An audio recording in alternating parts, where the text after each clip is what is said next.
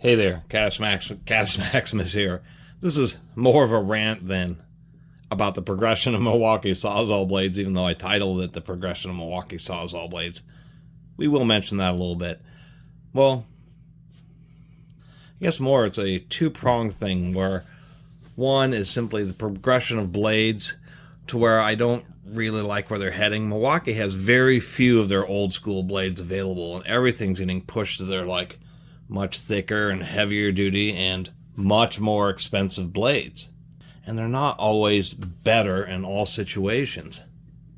And then secondly, man, are these things just getting outrageously expensive. I went and bought a couple blades at True Value, helping a friend knock down an old tin wood shed, and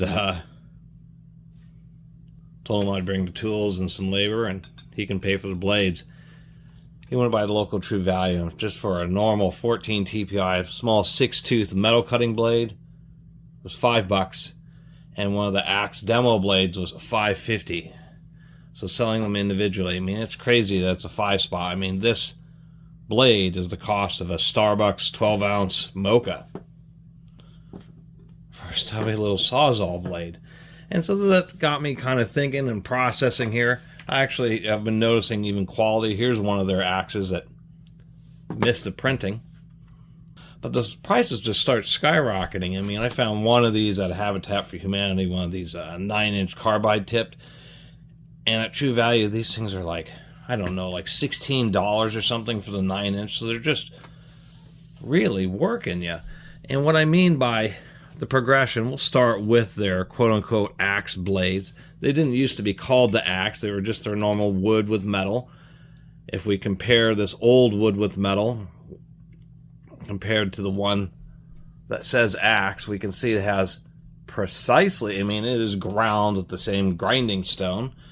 It's just that this blade is just a little bit taller.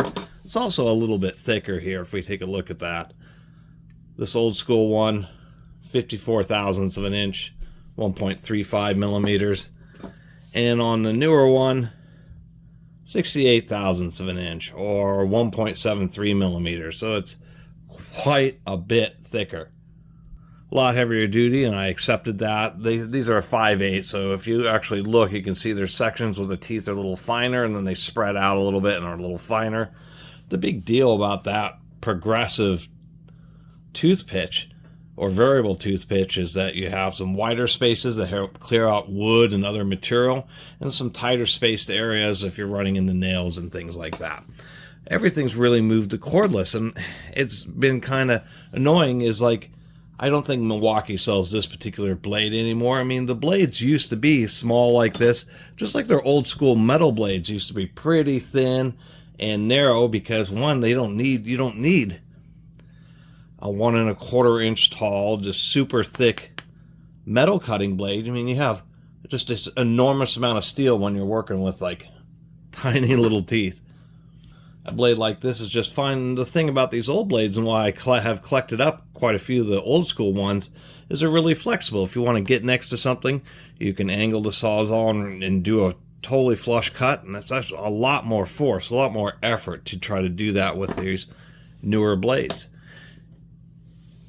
On that same point, with the cordless stuff, a blade like this, a little bit narrower, it's cutting a narrower kerf, not removing as much material, saving your battery, and then it has this narrow profile here. It doesn't just help if you want to cut curves or trace around something. It certainly works a lot better than having a blade that has such a wide profile, and the narrow profile means less side friction, thus saving your battery. Yet these kind of blades, I mean, Milwaukee even early on started moving the taller and thicker blades when they went beyond the super tough era. But then to kind of rub a little bit of salt in the wound, what they've done with the axe and the new generation, I don't think you can get even these slightly older school variable pitch ones anymore. They've replaced those with their variable pitch wreckers, which aren't the same as the axe. The nice thing about the axe is it can handle occasional nails, but it just had really big, thick teeth that removed a lot of material very quickly, where the variable pitch wrecker just has a lot less tooth clearance. This Even though it's a slightly thinner blade, maybe a little bit more efficient, still is pretty darn tall. And I should say a little bit thinner, so a little bit less kerf. That's where the efficiency, a slight amount of efficiency comes from into play, taken away by the fact that the teeth are just not deep enough, and so you have to do more strokes to clear out the material than you do on like these old axes. So then Milwaukee decides, well, they're going to make them really heavy duty, which is, these are a much more structural tooth here. We even have this little nub on the back, which is designed to limit how much of a bite that it takes. So this blade is much heavier. This newest axe is much heavier duty if you're dealing with a lot of nails, and that can happen on smaller nails on this slightly older blade. There were occasions where you catch right in one of these bigger gaps and it could just break that whole tooth off.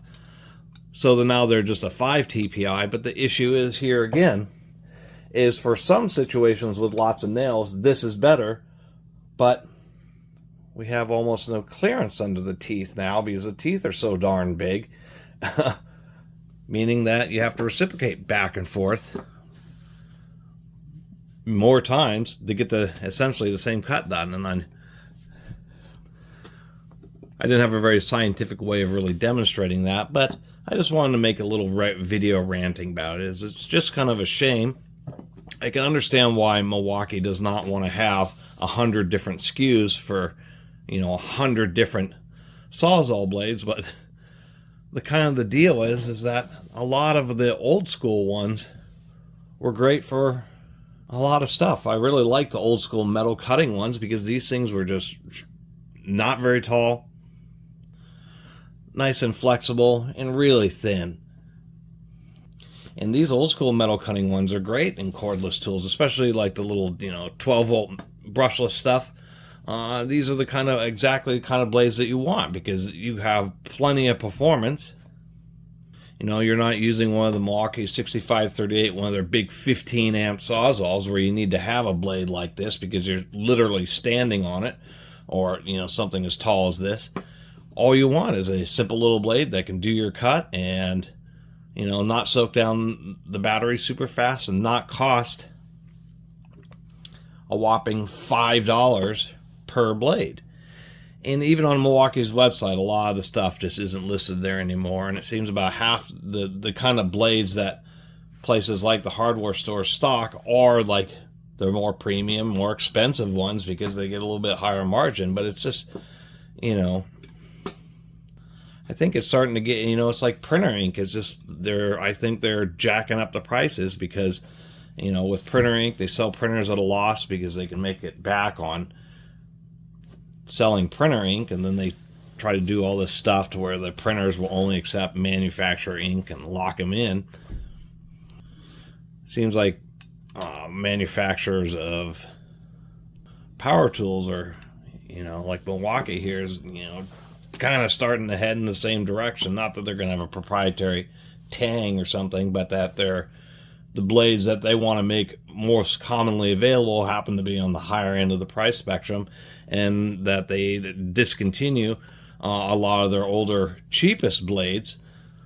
So you just don't have that option anymore because, unfortunately, they would rather make, 20 cents or 50 cents a blade off of one of those rather than, make 10 cents. It's just not enough revenue for a company their size to put in the effort. And it's just a shame. I really like these old school kind of blades because they were designed for earlier SawzAlls that only had, 300, 400, 500. Well, I think the first SawzAll actually had like a 500 watt motor, but just smaller motors.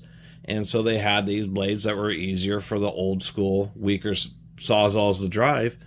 And in their modern era, they are just as valid because you have all this cordless stuff, and smaller, thinner blades just mean longer battery life, less trips to the charger.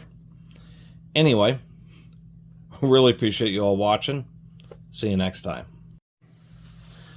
Almost forgot to point out, the wrecker is the same way with the axes. The wrecker used to just be a regular 8-tooth blade, just a little bit less aggressive than, well, I guess this is more contemporary. Just a little bit less aggressive than that, but the problem is that when they made the change, it's even weaker than this one was, as this was always a crossover blade between something that was really more wood tuned and something that was more metal cutting tuned.